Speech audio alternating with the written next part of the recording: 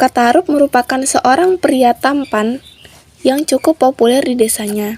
Ketampanannya tersebut membuat banyak perempuan di desa ingin menjadi istrinya.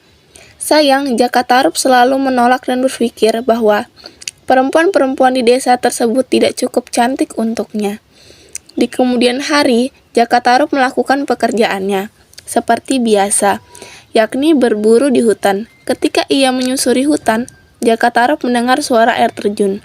Tidak hanya itu, dari apa yang ia dengar, Jakatarup merasa jika ada suara gadis. Karena penasaran, Jakatarup pergi ke arah suara yang ia dengar itu.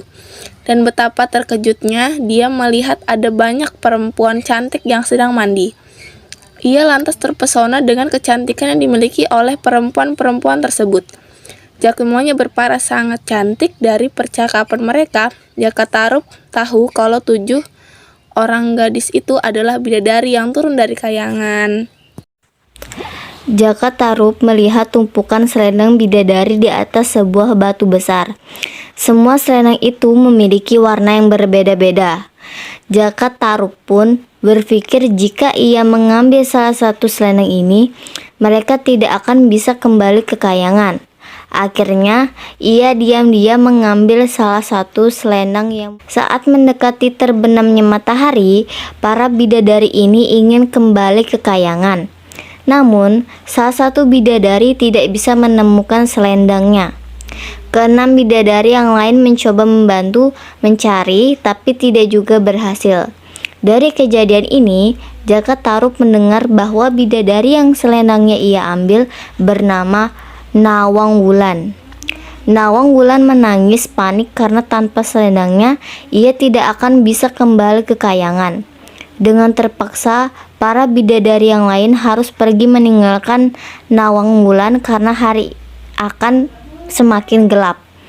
Melihat bidadari ini menangis, Jakatarup mengambil kesempatan kemudian menghampiri dan bertanya, "Mengapa kamu menangis?" "Aku kehilangan selendangku. Aku tidak bisa kembali ke rumah. Semua saudariku telah meninggalkanku. Namaku Nawang Wulan. Aku akan memberimu apapun jika kamu dapat menemukan selendangku." Jakatarup kemudian berkata kepada Nawang Wulan bahwa ia akan membantu. Tetapi jika selendangnya tetap tidak dapat ditemukan, Jakatarup menawarkan Nawang Wulan untuk tinggal bersamanya dan menjadi istrinya. Karena Jakatarup yang menyembunyikan selendang milik Nawang, maka ia berpura-pura mencari dan tidak menemukannya. Akhirnya Nawang dan Jakatarup pergi ke rumah, kemudian menikah. Tidak lama setelah itu, mereka memiliki anak perempuan bernama Nawangsih. Kehidupan Jakatarup dan keluarganya pun bisa dikatakan berkecukupan.